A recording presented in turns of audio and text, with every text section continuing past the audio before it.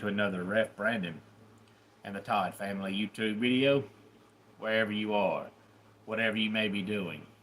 Thank you so much for making Ref Brandon and the Todd Family part of your day. We always greatly appreciate if you jump on here live here on this Saturday evening. Feel free to leave a comment in the comment section down below. Make sure to give the video a like, a thumbs up.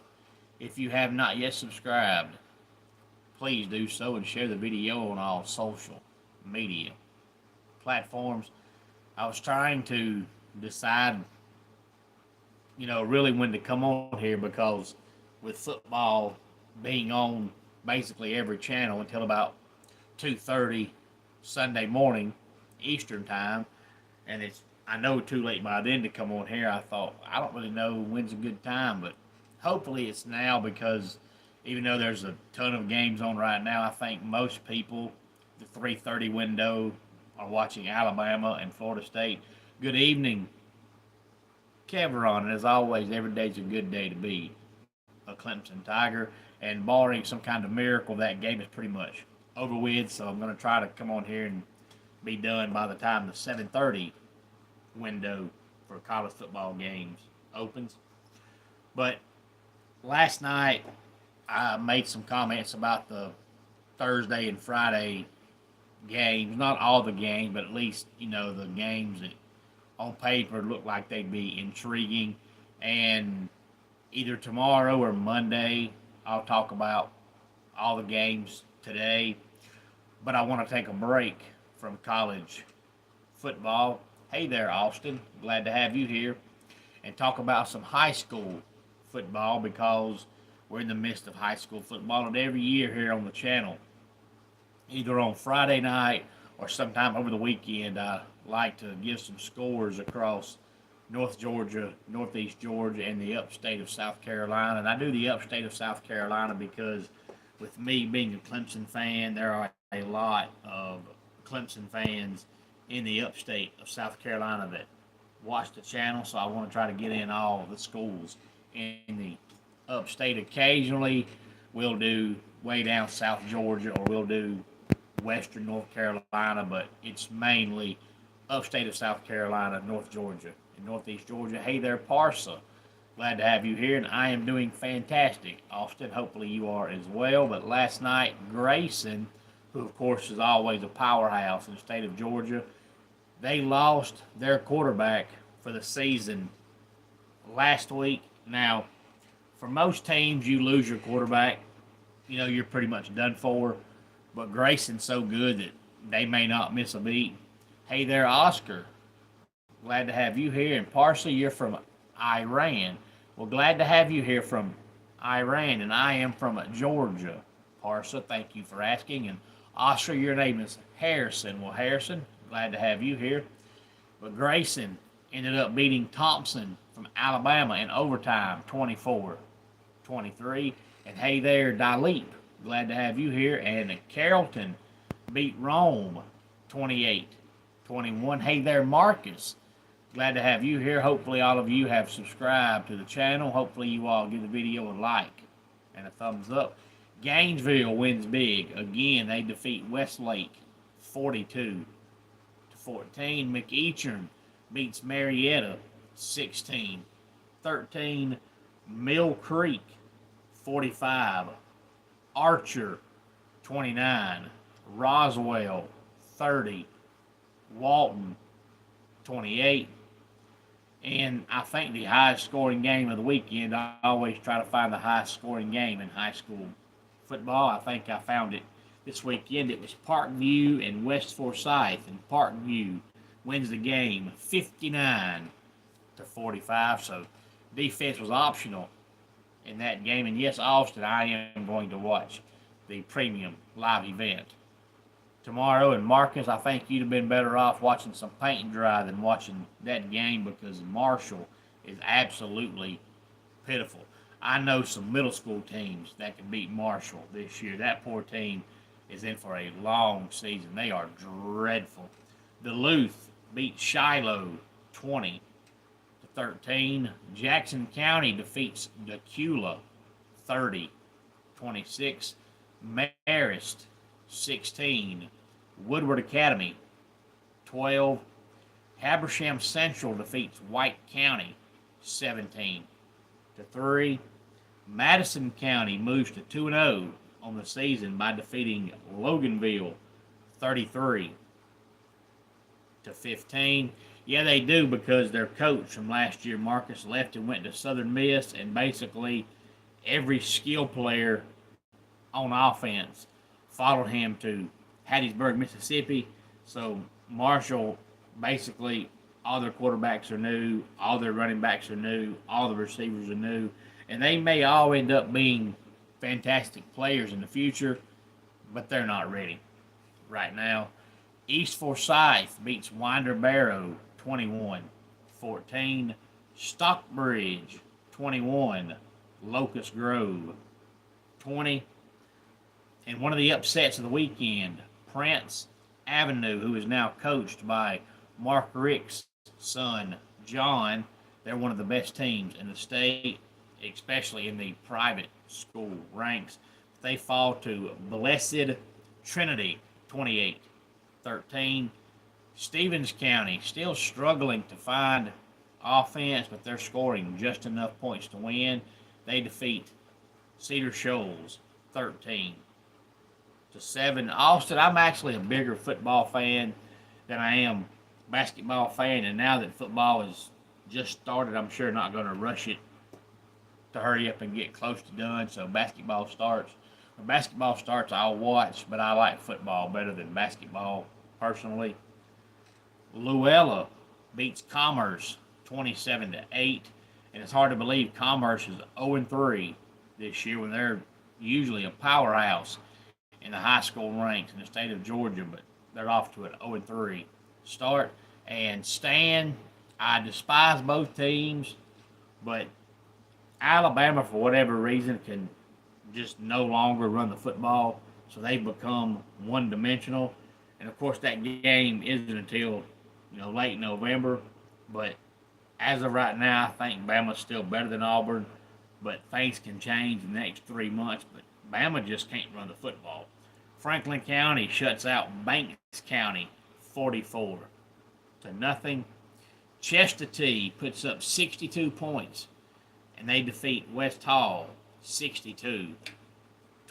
And yes, Stan, when I first started doing this video tonight, Alabama was losing. I was trying to wait till the game finished, but I want to get done before the Clemson LSU game starts, because I know most people want to watch that game.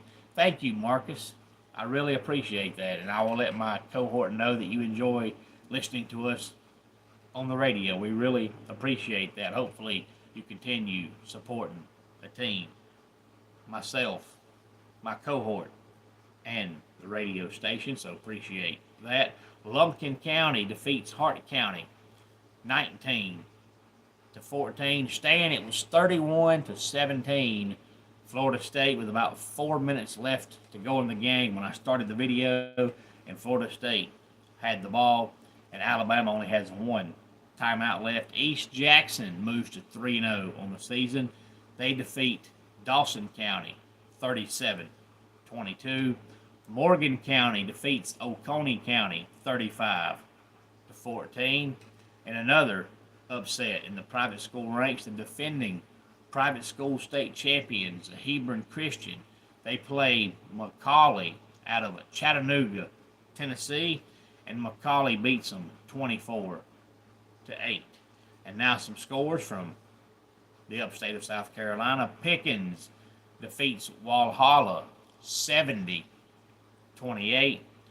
Powdersville 36. Abbeville 22.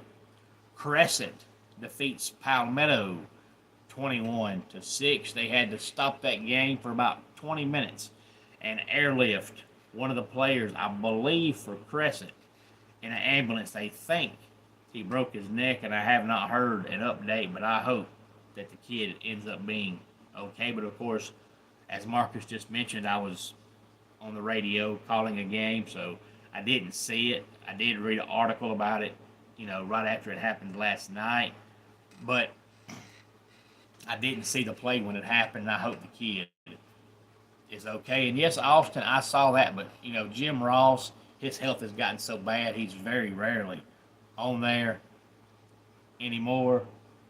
And Stan, I love football. I used to watch it sun up to sundown, but now not only do I work most Saturdays, but I'm also in the wrestling business. So a lot of times I'm gone on Saturdays. So I mainly try to focus on Clemson. If Clemson plays, if I have to, I'll watch it Monday, Tuesday, Wednesday. It doesn't matter. But if Clemson plays sometime the next week, I'm going to watch the whole game, start to finish. I'm not going to miss one play. I'm not going to watch one quarter. I'm not going to watch one half. I'm going to start from the opening kickoff, and I'm going to end with the closing. 0-0-0-0 on the clock. But outside of that, if I'm home, great. But if I'm not, I make sure I watch Clemson, and then I usually just watch a lot of the highlights and the big plays of the other games. But I had no wrestling show tonight because it was canceled. So I've been watching football or listening to football since 5:45 this morning. Myrtle Beach defeats West Florence 42-38. I am Stan, but I like it that way. I've been a professional wrestling independent referee for 18 years. I do part-time radio work for a high school team, for high school football and basketball. I work a full-time job. I have 3 small kids. I have a beautiful wife. And I'm also the men's leader at our church. But one day, I'm going to be too old to do all this stuff. And I don't want to look back and say, well, you know what? I should have done that when I was able. As long as I'm able, I want to do it. Greenwood defeats Beaufort 48-8. Clinton shuts out Lawrence 50-0. Hey there, Daniel. Glad to have you here. Irmo defeats Burns 35-32. And Marcus, I've said that I think Clemson wins the game. And the only 2 reasons I picked Clemson is, for one, the game is at the real Death Valley in Clemson. For 2, for whatever reason, LSU, since Brian Kelly's been their coach, they have struggled in opening games. Brian Kelly has lost every opening game at LSU. So for those 2 reasons, I'm picking Clemson.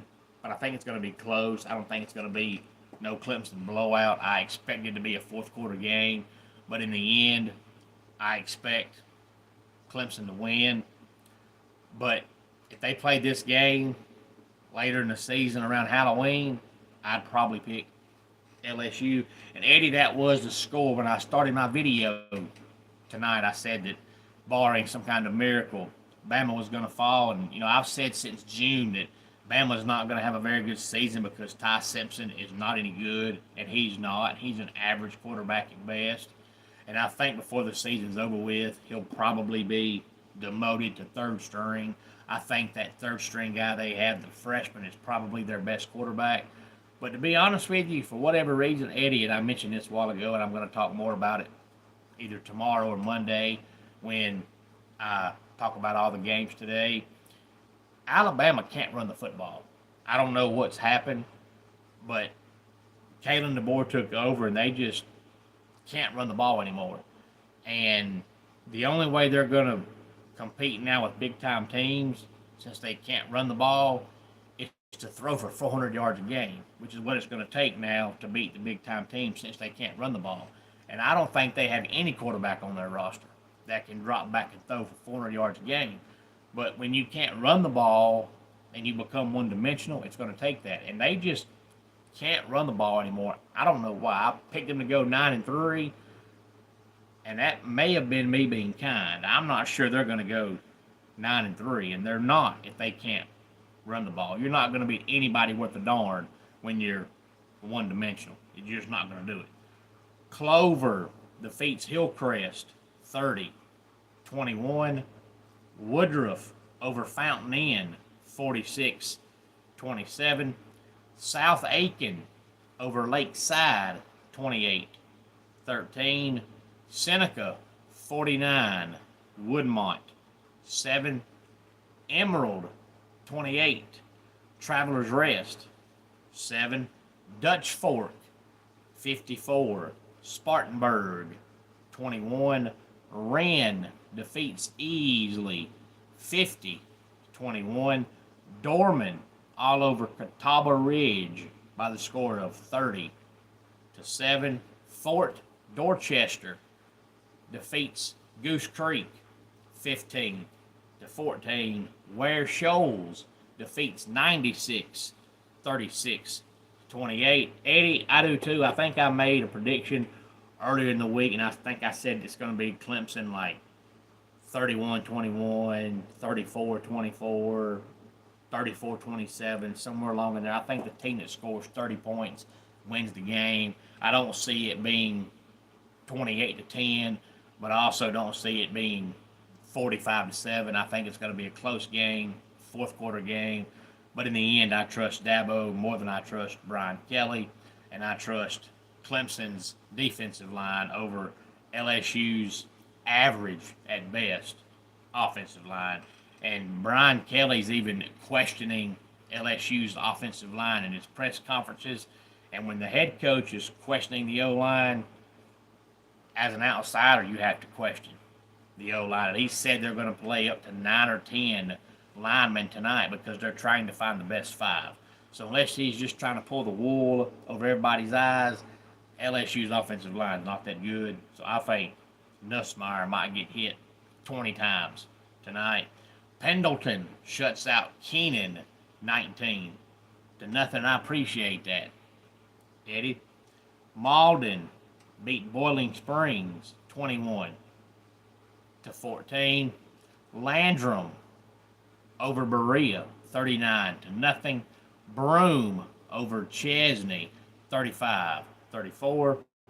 BHP defeats Greer 42-19.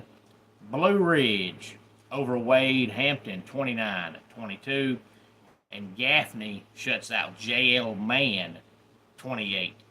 Eddie, I'll make one comment on Brian Kelly because, Brian Kelly is a complete douchebag. I think anybody with sense has figured out by now that Brian Kelly and Jim Harbaugh and Hugh Freeze, those three guys, they're not exactly salt of the earth human beings. But Hugh Freeze is an average coach. He's extremely overrated.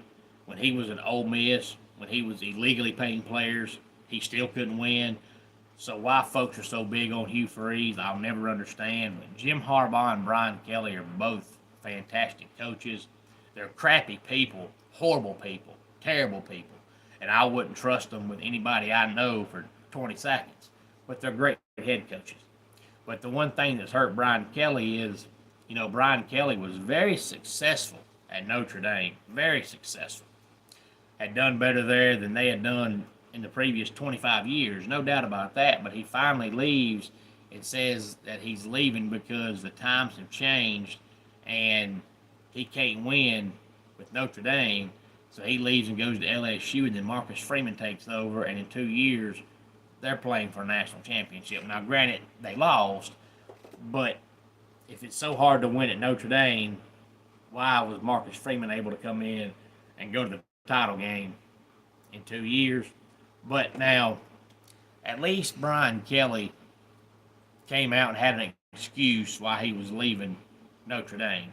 Everybody knows that Nick Saban stepped down from Alabama because if you follow Nick Saban's career, he went from school to school to school. Why? Because if you look, his overall win-loss record at Michigan State was not very good.